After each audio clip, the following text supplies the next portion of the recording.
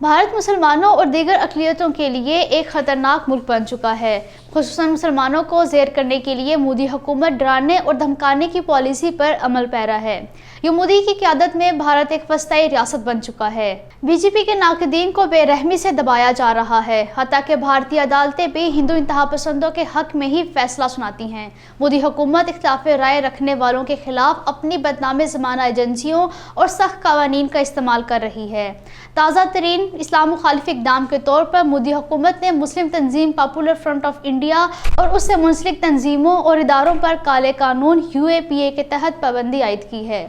مقبوضہ جموں کشمیر میں 5 اگست 2019 کے غیر قانونی اقدامات نے پھر ایک بار یہ ثابت کیا ہے کہ بھارت ایک وسطائی ریاست ہے۔ مودی کا وسطائی نظریہ جنوبی ایشیا میں امن و استحکام کے لیے سب سے بڑا خطرہ ہے۔ بھارتی فوجیوں نے جنوبی کشمیر کے ضلع کولگام میں محاصرے اور تلاشی کارروائی کے دوران اندھا دھند فائرنگ کر کے ایک گیس گودام کو تباہ کیا، جس سے پورا علاقہ دھماکوں سے گونج اٹھا۔ یہاں 2 نوجوان محمد شفیع گنائی اور محمد آصف وانی بھی شہید کیے گئے۔ یوں 2 روز میں 3 نوجوان بھارتی دہشت گردی کی بھینٹ چڑھ گئے۔ مقبوضہ کشمیر میں تمام شعبہ زندگی سے وابستہ لوگوں نے انتخابات سے متعلق بی جے پی رہنما اشوک کول کے بیان کو مسترد کرتے ہوئے کہا ہے کہ جموں کشمیر ایک متنازع علاقہ ہے اور اس کا حل نام نہاد انتخابات میں نہیں بلکہ اقوام متحدہ کے زیر اہتمام آزادانہ اور منصفانہ استصواب رائے میں مضمر ہے۔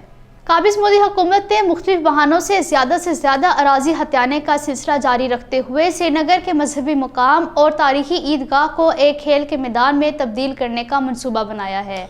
ضلع اودھم پور میں 2 پراسرار دھماکوں میں 2 افراد زخمی ہوئے۔ بعد ازاں بھارتی فوجیوں نے علاقے کو محاصرے میں لے کر تلاشیاں لیں۔ بھارتی حکومت نے دنیا بھر خاص طور پر مغرب میں بھارت واپس جاؤ مہم میں اچانک تیزی سے گھبرا کر بیرون ممالک رہائش پذیر اپنے شہریوں کو ضروری احتیاط برتنے اور ہوشیار رہنے کی ایڈوائزری جاری کی ہے۔ شورش زدہ بھارتی ریاست چھتیس گڑھ کے بیجاپور میں بارودی سرنگ کے دھماکے میں CRPF کا ایک اہلکار ستپال سنگھ ساکن ہریانہ ہلاک ہو گیا۔